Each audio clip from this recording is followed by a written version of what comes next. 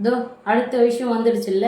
மதுரை மாவட்டம் சோழவந்தான் அருகே 10ஆம் வகுப்பு மாணவிக்கு பாலியல் தொல்லை அளித்ததாக கீழப்பாத்தூர் பகுதியைச் சேர்ந்த கண்ணன் என்ற 21 வயது இளைஞரான பெயிண்டர் போக்சோ சட்டத்தில் கைது செய்யப்பட்டுள்ளார். நள்ளிரவில் வீடு புகுந்து பாலியல் தொல்லை கொடுத்ததாக மாணவியின் பெற்றோர் அளித்த புகாரில் மகளிர் காவல் நிலைய போலீசார் வழக்கு பதிவு செய்துள்ளனர். கைதான இளைஞர் தாவேக்காவில் இருப்பதாக போலீசார் கூறினர். எப்பதான் மாறும் பாலியல் குற்றமும் ரேப் கேஸும் கொலையும் எல்லாமே எப்பதான் மாறும்? இதுக்கெல்லாம் முடிவு ஒண்ணு மட்டும்தான், மக்கள் முன்னையில கடுமையான தண்டனை கொடுங்க. அவனுங்களுக்கு ஆசிட ஊத்துங்க அந்த இடத்துல, இல்லைன்னா சுடு தண்ணி ஊத்துங்க, இல்லைன்னா மிளகாத்தூளை கொட்டுங்க. எவ்வளவோ இருக்கு.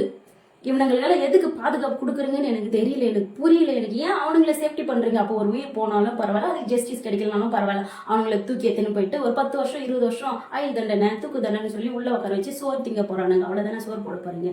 என்னங்க இது நியாயம்? இது ஒரு உயிர் போயிடுச்சு, அதுக்கான பனிஷ்மெண்ட். இன்னொருத்தன் பொண்ணு மேல கை வைக்க கூடாதுன்னா அவன் மேல கை வைக்கணும்.